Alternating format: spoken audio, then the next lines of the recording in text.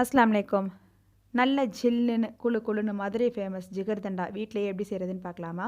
அதுக்கு ஃபர்ஸ்ட்டு நம்ம ஒரு கோவா ரெடி பண்ணணும். இது நம்ம வீட்லயே ஈஸியா ரெடி பண்ணிடலாம். 1/2 லிட்டர் பால நல்லா சுண்ட காய்ச்சி எடுத்துக்கணும். சைடுல சேர்ற ஆடை எல்லாத்தையுமே உள்ள எடுத்து எடுத்து விட்டு நல்லா சுண்ட காய்ச்சி ஆற வச்சு ஃப்ரிட்ஜில வச்சுக்கலாம். அதுக்கடுத்து கேரமல் ரெடி பண்ணணும். அதுக்கு 1/2 கப் அளவுக்கு சீனி சேர்த்துருக்கேன். நான்ஸ்டிக் பேனா இருந்தா உங்களுக்கு நல்லா ஒட்டாம வரும். அதனால நான் அதில சேர்த்துட்டு நல்லா கரைச்சி எடுத்துக்கிறேன். நல்ல சீனி எல்லாம் கரைஞ்சு நல்ல தேன் கலர் வரும்போது 1/4 கப் அளவு சுடு தண்ணி சேர்த்து இதை டைல்யூட் பண்ணிக்கலாம்.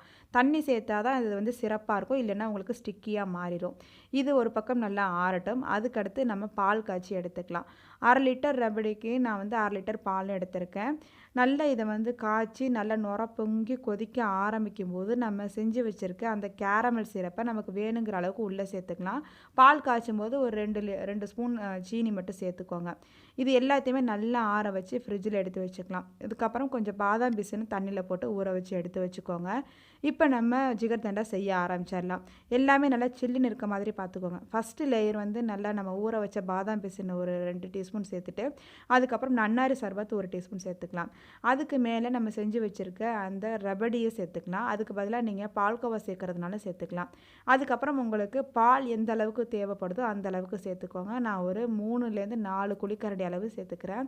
அதுக்கும் மேலே நம்மள்ட்ட என்ன ஐஸ்கிரீம் இருக்கோ அது மாதிரி சேர்த்துக்கலாம். நான் வந்து இன்றைக்கி பட்டர் ஸ்காட்ச் சேர்த்துக்கிறேன். வெண்ணிலா சேர்க்கும்போது உங்களுக்கு வந்து அந்த ஜிகர்தண்டாவோட கலர் மாறாமல் இருக்கும். பட்டர் ஸ்காட்சுங்கிறனால கொஞ்சம் கலர் சேஞ்ச் ஆகி வரும்.